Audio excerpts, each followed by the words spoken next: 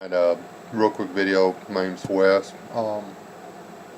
There's a bunch of people talking about, if Hillary gets elected or whatever, they're going to prepare for nuclear war.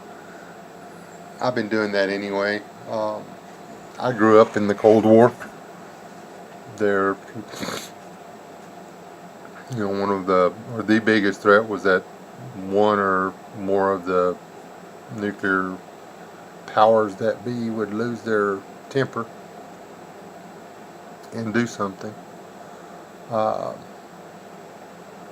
only lived in one home that didn't come with let me rephrase that, or restate that, two homes that didn't come with a fallout shelter.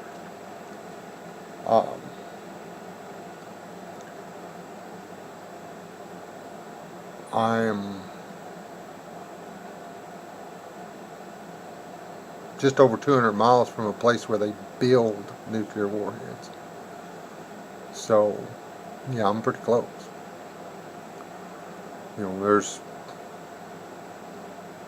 I can guarantee at least 4 targets within 85 miles, and I live in the middle of nowhere.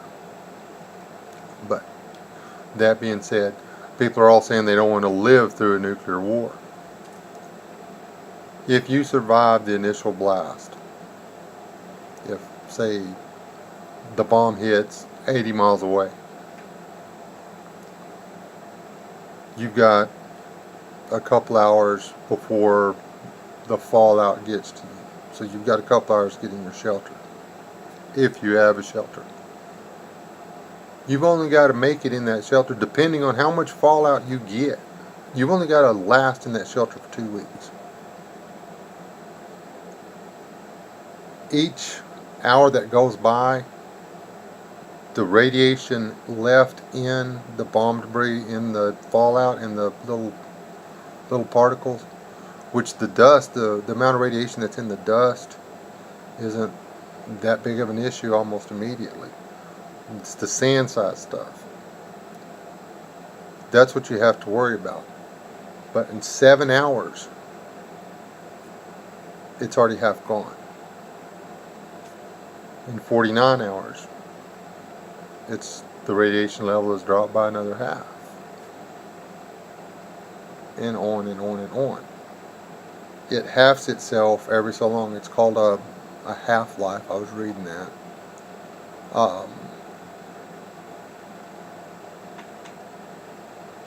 But this grows into half-life is the time it takes half of the radiation of a specific substance to decay.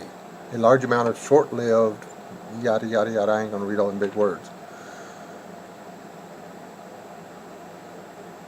The new nuclear weapons, the old atomic bombs and stuff, they were bad news. The new ones actually make this crap worth doing, which is scary. I mean, when I realized that that's the way it worked, that's when I got scared. And you can blow something up, and then in 2 weeks, you can send your troops in and not have to worry about them. They don't have to wear special gear or nothing. After 49 hours, if they're wearing the right gear, they can go in anyway.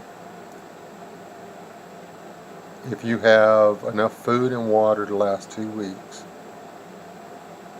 and you are somewhere close to where groundwater will be available, if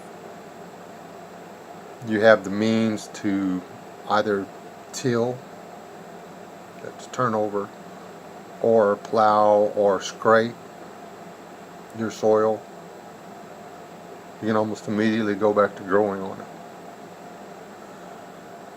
What TV has told us after the war would be like was designed to scare us out of it. The fact of the matter is, for the governments, nuclear war is very viable.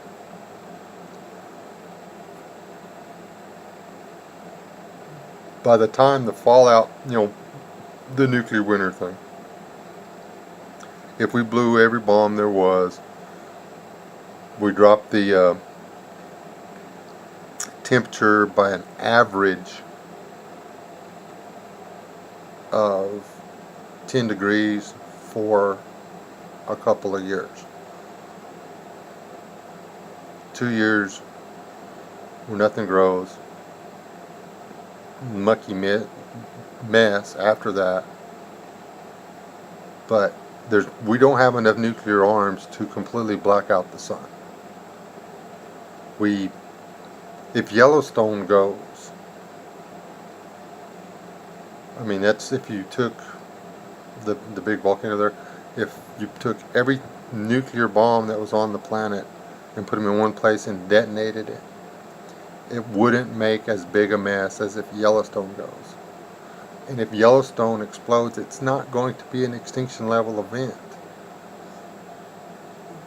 For the better part of half of the United States, that's questionable. But the thing is, if you're ready to survive it, if you're willing to be uncomfortable for 3 or 4 weeks and then go to work, you can survive a nuclear war. It's that simple. You can depend on somebody else to get you through it, and chances are you're going to die. If you're not ready for it, all you people that think you're going to die quick,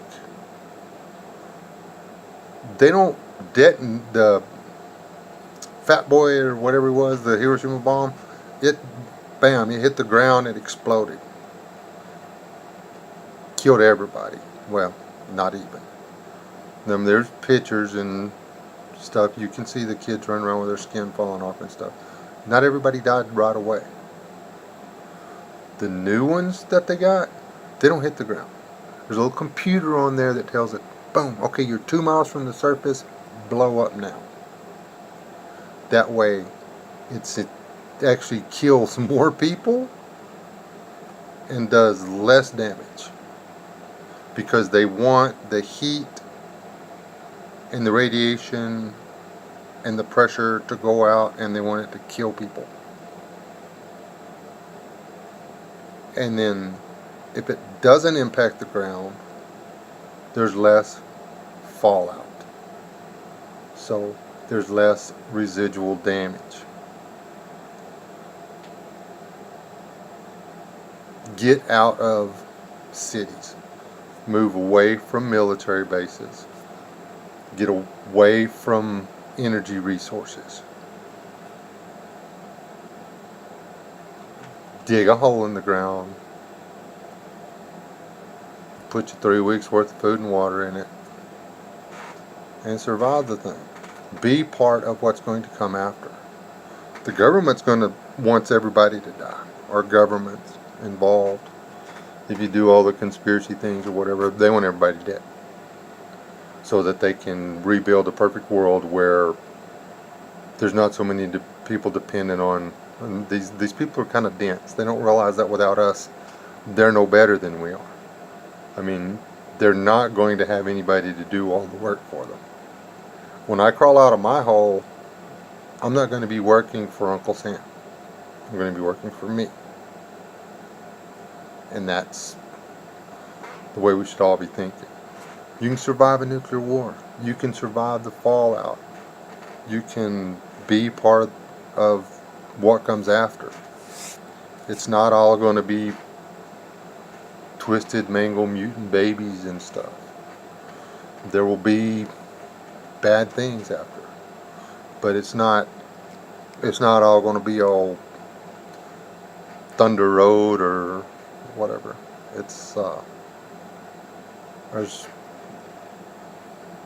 We don't have the power to destroy the planet. We can mess it up pretty bad, but we don't, as of yet, have the power to destroy the entire planet. Anyway, quit freaking out. You can survive it if you want to. It's not going to be good, but it's really not going to be that bad. So we'll go back in time 150 years. I don't really like iPhones that much anyway. Anyway, be blessed. See you out there.